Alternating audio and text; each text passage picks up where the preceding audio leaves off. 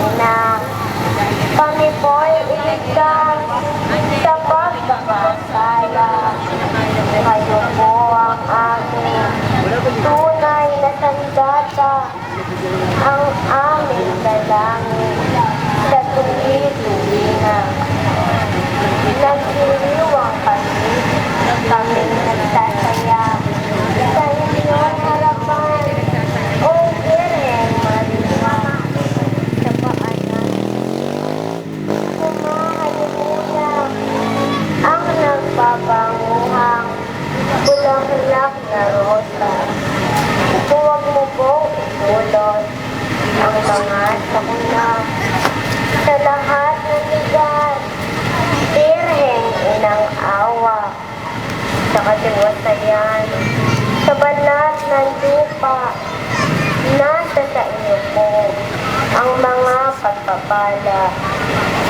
Nasa inyo rin po ang tunay na lakas naming talagna sa lahat ng araw. Sa kuko ng gamit, kami po'y iligtas at ikaw kami sa mabuti dahil.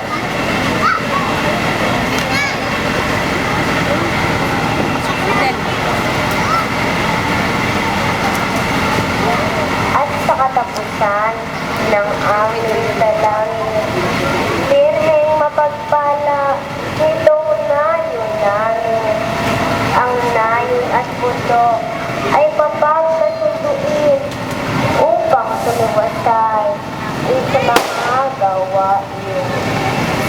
At sa aming mga paglakad sa landas, Birheng dalanginan, marunong sa lahat, ang inyong po tulong sa aming Mana kay auntie.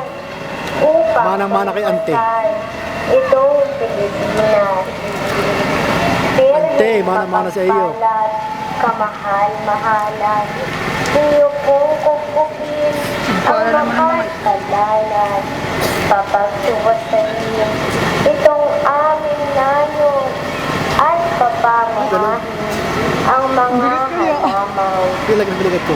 At bilang pangwakas ng aming dalangin, ang abal lingkod nyo ay may kasilingan. Ang mga magulang na nasa ibang bansa, inyong gagabayan sa lahat ng oras. Ipagkaloob nyo rin po ang mahabang buhay upang magampanan ang mga gawain. Ang inyong pong tulong na inaasahan, magkasama-sama muli sa pagdating ng araw.